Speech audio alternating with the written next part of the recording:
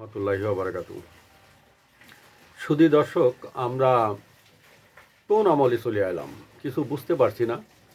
একটার পর একটা দেশে অঘটন ঘটছে। সম্প্রতি আমরা দেখলাম যে এই যে যমুনার সামনে 2টা দিন 3টা দিন ধরে কত ধরনের এখানে নাটক চললো এবং কত ধরনের গ্যাঞ্জাম চললো। তারপরে নাকি সরকার এদের সাথে একটা গ্রুপের সাথে কথা বলেছে এবং আপাতত এইটা স্থগিত আছে। এই ইনকিলাব মঞ্চে এদের একটা দাবি ছিল হাদির হত্যার বিচার। এখন হাদির হত্যার বিচার একটা কেসে তদন্ত করতে লাগে মাসের পর মাস। যেমন আমি বলছি, সাগর রুনির হত্যার কেসের তদন্ত এখনো বেরোয়নি এবং সাবেক প্রধানমন্ত্রী শেখ হাসিনা তার বাবা এবং বঙ্গবন্ধু কেসের শুধু তদন্ত করেছে 1 থেকে 1.5 বছর ধরে। এরকম বাংলাদেশে অনেক কেস আছে যে তদন্ত 6 মাস 1 বছর লাগে। হাদি মারা গেছে মাত্র কয়েক মাস এবং এটা ডিবি এবং সিআইডিতে কেসটা হয়তো আছে এবং তারা কিন্তু অলরেডি তদন্ত করছে। এবং এই হাদির ভাইকে ব্রিটেনের একটা দূতাবাসে তাকে চাকরি দিয়ে দেওয়া হয়েছে এবং তাদের ফ্ল্যাট কেনার জন্য 1 কোটি টাকা দেওয়া হয়েছে। এখন তাদের পারিবারিক যে দ্বন্দ্ব আছে, অনেকে বলা বলি করছে যে এই 1 কোটি টাকা পেয়েছে হাদির বোন, সেটা দিয়ে তারা ফ্ল্যাট কিনছে এবং হাদির ভাই পাইছে চাকরি, কিন্তু হাদির স্ত্রী এবং হাদির একমাত্র সন্তান সে কিন্তু কিছুই পায়নি। তো যার কারণে উনি ইনকিলাব মঞ্চের একটা নিয়ে ইনকিলাব মঞ্চের ঘাড়ে ভর করে তিনি এই আন্দোলনের জন্য করছেন। এই আন্দোলন মোটামুটি জমায় উঠেছে। এখন যা 2-3 দিন তারা আন্দোলন করেছিল, মোটামুটি ভালোই লোকজন জমিছে। এখন আমি যেটা কথা বলছি সেটা হচ্ছে যে এই সামনে ইলেকশন, সেই ইলেকশনের সামনে একটা পুরনো বিষয় নিয়ে বাংলাদেশের এই নির্বাচনটা বানচাল করা বা একটা করা, এটা কিন্তু উচিত না। কারণ ইদানিং আমরা কিন্তু খুব বিপদের ভিতরে আছি। ওদিকে সরকার একটা এই আওয়ামী লীগের 14, 18 এবং 24-এর ইলেকশনের মতন একটা পাতানো ইলেকশন করার জন্য পাকিস্তান থেকে কয়েক হাজার পর্যবেক্ষক আনছে। অন্য কোনো দেশ আসছে না।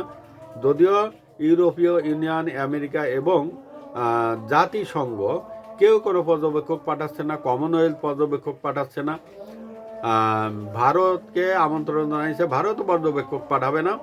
শুনছি এই পর্যবেক্ষকটা আসবে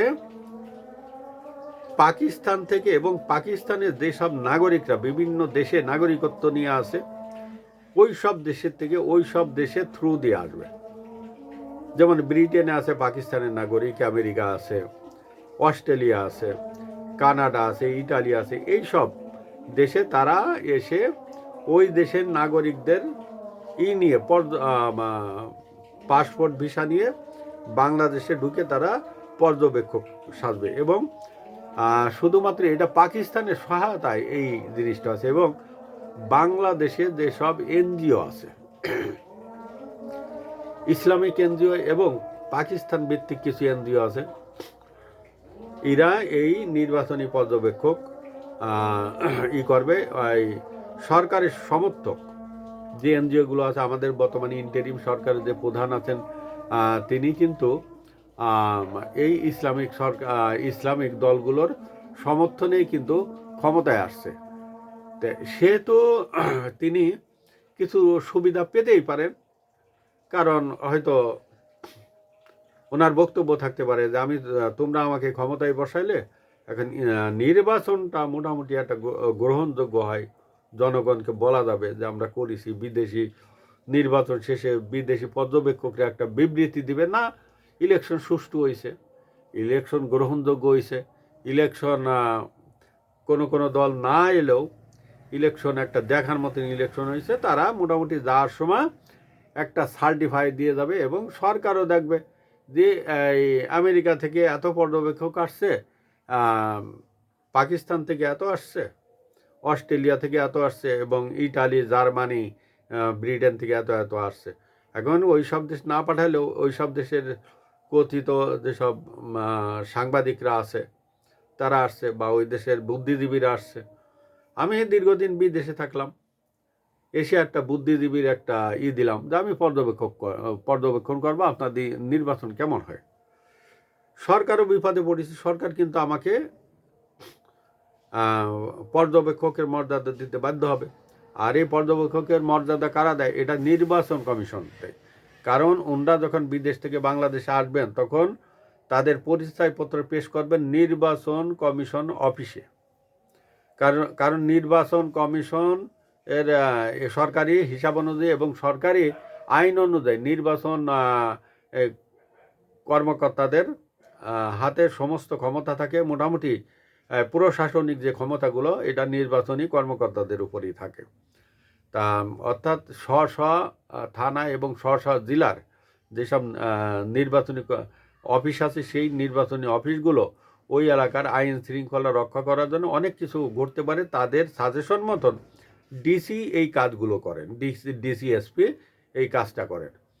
তা যার কারণে নির্বাচন কমিশনের কথা মতো এটা করতে কিন্তু তারা বাধ্য। এবং এই যে ভুয়া একটা নির্বাচনী পর্যবেক্ষক আসছে, এটা আওয়ামী লীগের আমলে যত ধরনের হয়েছে, ইঞ্জিনিয়ারিং হয়েছে, সমস্ত ইঞ্জিনিয়ারিংগুলো এগুলো তারা ফেল করে দিব।